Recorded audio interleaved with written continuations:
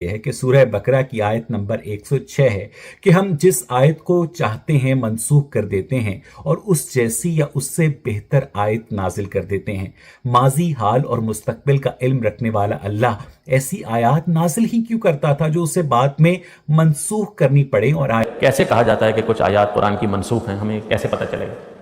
دیکھیے، یہ جو لفظ ہے ناسخ اور منسوخ، یہ غلط تاثر دیتا ہے۔ اصل بات کیا ہے وہ میں آپ کے سامنے واضح کر دیتا ہوں۔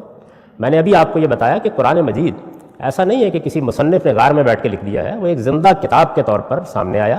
اس میں ایک قوم کو مخاطب کیا گیا، اللہ کا پیغمبر زمین پر موجود تھا اور وہ خطاب کر رہا تھا، اس کے سامنے اس کے مخاطبین جن کو وہ ایڈریس کر رہا تھا موجود تھے، تو دونوں پہلو اس میں زیر بحث آ گئے ہیں۔ وہ چیزیں بھی اس میں بیان ہو گئی ہیں اور زیادہ وہی بیان ہوئی ہیں جو پوری انسانیت کی ہدایت کے لیے ہیں، اور وہ چیزیں بھی اس میں زیر بحث آ گئی ہیں جو اس وقت ان لوگوں سے متعلق زیر بحث تھی۔ میں اس کی ایک چھوٹی سی مثال دیتا ہوں، اس سے آپ اس مسئلے کو ہمیشہ کے لیے سمجھ لیں گے۔ رسالت مآب صلی اللہ علیہ وسلم مدینہ میں تشریف لے گئے۔ مدینہ میں پہلی مرتبہ یہ ہوا کہ آپ کے ماننے والوں میں ایک ایسا گروہ بھی آ گیا جو دل سے ایمان نہیں لایا تھا۔ آپ نے ایک لفظ سنا ہوگا منافقین، یعنی ایک گروہ بہت چھوٹا تھا لیکن بہرحال تھا، منافقین کا بھی رسول اللہ صلی اللہ علیہ وسلم پر ایمان لانے والوں میں شامل ہو گیا۔ ان لوگوں کا یہ طریقہ تھا کہ یہ آتے اور رسول اللہ صلی اللہ علیہ وسلم کی خدمت میں یہ عرض کرتے کہ آپ سے ذرا علیحدگی میں بات کرنی۔ تو ظاہر ہے کہ جتنا ہم رسالت مآب صلی اللہ علیہ وسلم کو قرآن کی روشنی میں، روایات کی روشنی میں جانتے ہیں، آپ انتہائی نرم خو اور بہت کریم النفس تھے آخری درجے میں، یہاں تک کہ اللہ تعالیٰ کو بعض موقعوں کے اوپر توجہ دلانی پڑی کہ آپ کو اتنا کریم النفس نہیں ہونا چاہیے، تو آپ آخری درجے میں کریم النفس تھے، لہذا ہر آدمی کی بات سننے کے لیے آپ علیحدگی میں چلے جاتے کہ آپ کہیے جو کچھ کہنا ہے۔ اب چونکہ فتنہ پرداز لوگ تھے تو جب وہ بات کر کے باہر جاتے تو بات کا بتنگڑ بنا لیتے، یہ کہا تھا، یہ سنا تھا، اس سے بعض غلط فہمیاں پیدا ہونی شروع ہو گئیں۔ تو اللہ تعالیٰ نے اس خلوت کی ملاقات، تخلیے کی ملاقات، علیحدگی کی ملاقات کو ڈسکریج کرنے کے لیے، یہ بخیل بھی بہت تھے، یہ کہا کہ اب جو آدمی ان میں سے آئے اور آ کے کہے کہ میں علیحدگی میں ملنا چاہتا ہوں، وہ پہلے اللہ کی راہ میں کچھ خرچ کر کے آئے، کسی غریب کی مدد کر کے آئے۔ یہ قرآن مجید میں ہے، تو ظاہر ہے حکم دے دیا۔ اچھا، اب جو غریب صحابہ تھے ان پر بہت گراں گزرائی،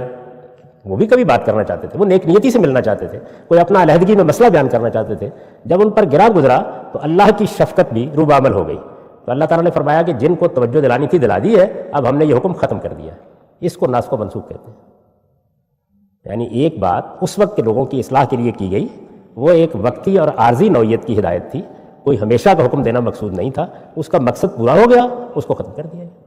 تو یہ دونوں آیتیں جس میں وہ حکم دیا گیا ہے اور جس میں اس کو ختم کیا گیا ہے، وہ ایک ہی جگہ ہے قرآن مجید میں۔ اوپر حکم بیان ہوا ہے اور پھر اس کے بعد جب اس کو ختم کیا ہے تو وہ یہاں سے شروع ہوتا ہے، اشفقتم، تم پر گراں گزرا، تمہیں یہ بات بھاری لگی، لو ہم اس کو ختم کیے دیتے ہیں۔ اس کو کہتے ہیں، یہ بڑی شفقت کے مقامات ہیں، یعنی جو مخاطبین ہیں ان کا لحاظ کر کے، ان کی رعایت کر کے بہت سی باتیں کہی جاتی ہیں۔ تو ایک زندہ کتاب کے طور پر پڑھیے، یعنی کسی پہاڑ پر کھڑے ہوئے ساری انسانیت کو پیغمبر مخاطب نہیں کر رہے، وہ اپنے سامنے کے لوگوں سے بات کر رہے ہیں، مکالمہ کر رہے ہیں، ان کے سوالوں کا جواب دے رہے ہیں، وہاں پیش آنے والی صورتحال زیر بحث ہے، اسی میں ہمارے لیے ہمیشہ کی ہدایت بھی ہے۔ آپ کسی ایک اور مثال سے بھی ذرا بتائیے کہ یعنی کس طرح سے جو نسخ ہے وہ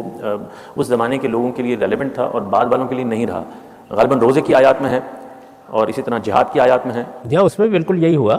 کہ اللہ تعالیٰ نے جب روزے کے احکام دیے، اور دیکھیے روزے کے احکام کی آیات سورہ بقرہ میں ہے،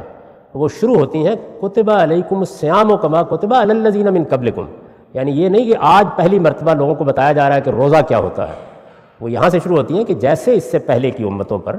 اللہ کے پیغمبروں کے ذریعے سے روزہ فرض کیا گیا تھا، تم پر بھی ایسے ہی فرض ہے، یہاں سے شروع ہوتی ہیں۔ وہ یا قرآن تاریخ بتا رہا ہے کہ یہ نیا دین نہیں ہے، آج نہیں شروع ہو رہا، یہ وہی دین ہے جو سب پیغمبروں کو روزے کا حکم دیتا رہا ہے۔ تو جب روزے کا حکم دیا گیا تو رمضان کے 30 روزے،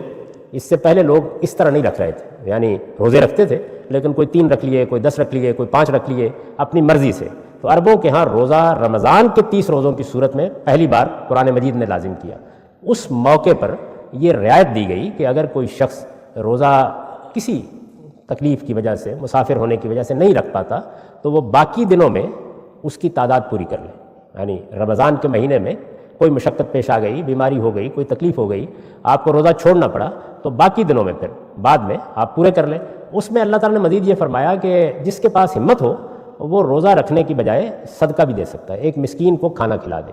اور پھر اس کے بعد بات ختم یہاں کی، لیکن روزہ ہی رکھو تو بہتر ہے۔ یہ تھا اس میں، جب لوگوں کو ذرا تیار ہو گئے وہ